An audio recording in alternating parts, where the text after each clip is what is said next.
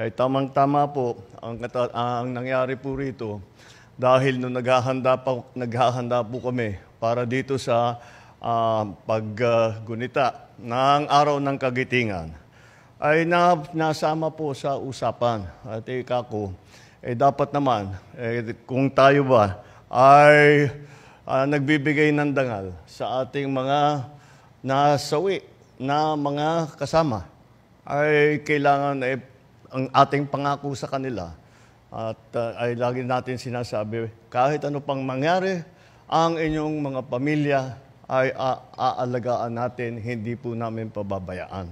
Sabi nila sa akin, masyado kasi mahaba ang proseso, mahaba ang komplikado, mga documentary requirements at kung ano-ano. Ay kako, hindi siguro tama yan. Dahil bakit naman mahaharang ang ating ibinibigay na tulong sa mga pamilya ng mga nasawi?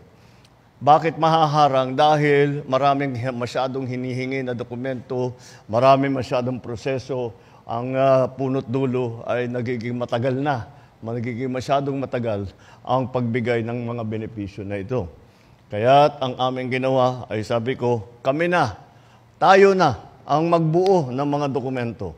Tayo na ang mag-ayos ng kanilang mga pangangailangan upang